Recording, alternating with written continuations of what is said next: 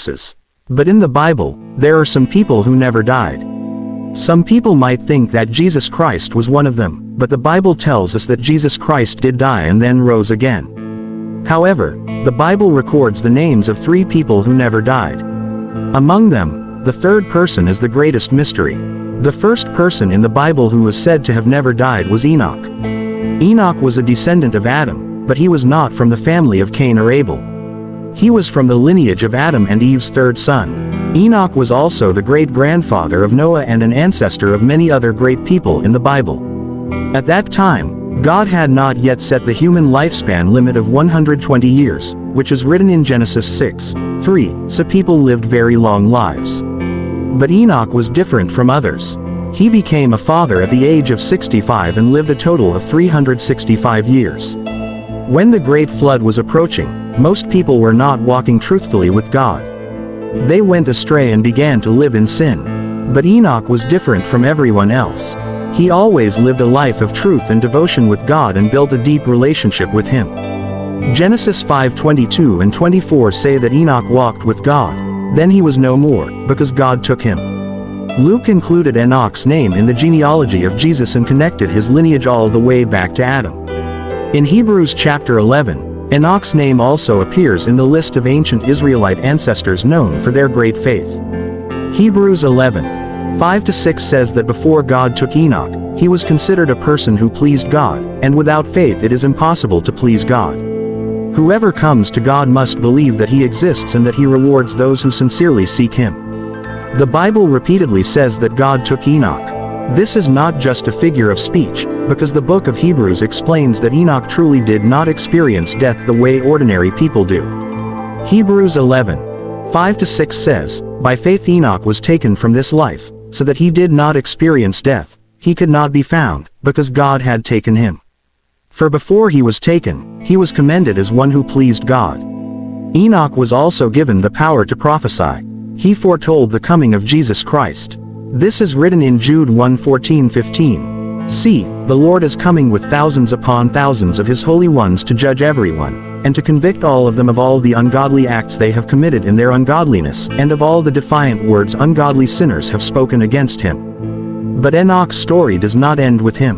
His great-grandson Noah also walked faithfully with God. Noah was a righteous man, so when the great flood came, only Noah and his family were saved. Enoch's life teaches us faith, obedience, and truth. He pleased God so much that God took him directly to Himself without death. How extraordinary that is! The most famous person in the Bible who did not die was the prophet Elijah. He lived during the time of Israel's King Ahab and Queen Jezebel. Elijah was very courageous. He stopped the people of Israel from worshiping false gods and idols. He performed many miracles. Once, he called down fire from heaven to prove that only the God of Israel is the true God. 1 Kings 18:10-12 says that God sent Elijah to bring the people of Israel back to the right path. At that time, the people of Israel had abandoned God and turned to idol worship. This change began with the wicked King Jeroboam. But Queen Jezebel, the wife of King Ahab, was a devoted worshiper of idols. She had her husband build a temple for the false god Baal. Because of this, many Israelites abandoned the true God and began worshiping idols. When the prophet Elijah saw his nation turning away from God, he opposed King Ahab. He told the king to admit his mistake and return to the worship of the true God of Israel. But King Ahab did not listen to Elijah. So Elijah prophesied that God would punish them. He said that there would be no rain or dew until he himself prayed for it to end. As a result, a severe drought came upon the land. For 3.5 years, there was no rain, and great famine spread throughout the country. Elijah's journey to heaven without dying was even clearer and more miraculous than Enoch's. Elisha, Elijah's assistant, already knew that God was going to take Elijah. 2 Kings 2:3 says that the sons of the prophets came to Elisha at Bethel and said, "Do you know that today the Lord will take your master away from you?" On the day God had appointed, Elijah went to Gilgal. The prophet stood at a distance, watching this scene. Elijah took his cloak, rolled it up, and struck the water with it. As he did so, the Jordan River parted. Before being taken up, Elijah asked Elisha what he wanted from him. Elisha replied, I want a double portion of your spirit." Elijah answered, "You have asked a difficult thing, but if you see me when I am taken from you, it will be granted to you." As they continued walking, suddenly a chariot of fire with horses of fire appeared and separated the two of them, and Elijah went up to heaven in a whirlwind. This event is recorded in 2 Kings 2:11. The mystery of Melchizedek in the Bible is considered the greatest and most intriguing. Many people try to understand who Melchizedek really was. Hebrews 6:19-20 says that after his resurrection, Jesus Christ became a great high priest, according to the order of Melchizedek. The Good News translation explains this in simpler words, saying that Jesus' rank is like that of Melchizedek. So who was Melchizedek? Both the Old and New Testaments say that Melchizedek was a priest of the Most High God. This event is described in Genesis 14. At that time, several ancient kingdoms of Canaan and Mesopotamia were at war. During this conflict, Abraham's nephew Lot and his family were captured by enemies. One of Lot's men managed to escape and brought this news to Abraham. Abraham immediately prepared his men. He armed 318 trained servants and pursued the enemies. Eventually, Abraham found them and rescued Lot and his family, bringing them back safely. When Abraham was returning after rescuing Lot and his family, a mysterious person suddenly appeared. This was Melchizedek. Genesis 14:18-20 says that Melchizedek, king of Salem, brought out bread and wine. He was a priest of the Most High God. Melchizedek blessed Abraham and said, "Blessed be Abraham by God Most High, creator of heaven and earth. And praise be to God Most High, who delivered your enemies into your hand." Then Abraham gave him a tenth of everything. Melchizedek was the king of Salem, which later became the city of Jerusalem. Salem means peace, so Melchizedek was the king of peace. The name Melchizedek means king of righteousness, that is, the king of justice and truth. Melchizedek is mentioned in Psalm 110:4. King David, while prophesying about Jesus Christ, said, "The Lord has sworn and will not change his mind. You are a priest forever, in the order of Melchizedek." This verse is repeated in Hebrews chapters 5-10. Hebrews 7 says that Melchizedek had no father or mother, no record of ancestry, no beginning of days or end of life. He is like the Son of God and remains a priest forever. This evidence suggests that Melchizedek never died.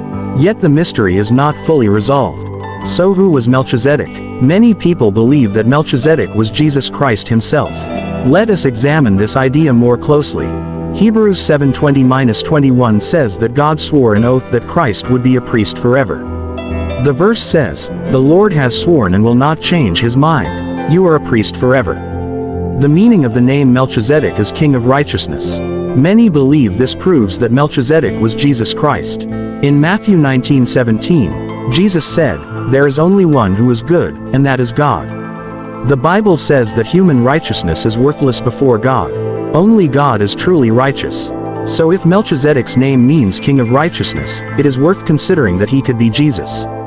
Hebrews 7 also says that Melchizedek was the king of peace. The name Jerusalem comes from Salem, which means peace. In the Bible, Jesus is also called the Prince of Peace. Can any human truly be the king of peace? Romans 3:10-17 says that no one is righteous and that they have not known the way of peace. So who was Melchizedek? How could any human be both the king of righteousness and the king of peace? The Bible says that Melchizedek had no parents and no genealogy. The Phillips translation says that he had no father or mother and no family record. This does not mean that records of his birth were lost. Ezra chapter 2, verse 62 says that without such records, no one could become a priest. The Bible also tells us that Melchizedek remains a priest forever. We also know that God swore an oath that Jesus Christ would be a priest forever and that his priesthood would be like that of Melchizedek. Could Melchizedek and Jesus be the same person? This is what makes the matter difficult. We know that in the New Testament, Jesus had parents, and he died and then rose again. So could Melchizedek really be Jesus, when Jesus had parents and experienced death? No one knows for certain. Some people believe that the writer of Hebrews wrote this symbolically. They think the author meant that Melchizedek was like Jesus or resembled him. They also say that whenever someone in the Bible saw God, they realized they were in the presence of a divine being. But in the story of Melchizedek, it is never written that Abraham felt he was in God's presence. It is true that Melchizedek appears suddenly in the story and then disappears, but Genesis 14 does not clearly state that God himself was present there. Another point people make is that Hebrews 5:1 says every priest is chosen from among men. The main role of a priest is to be a chosen and anointed human who represents people before God. In the New Testament, Jesus was fully human and fully God, which is why he could become a perfect high priest for us. But before Jesus, the Bible clearly states that priests were human beings who served God on behalf of the people.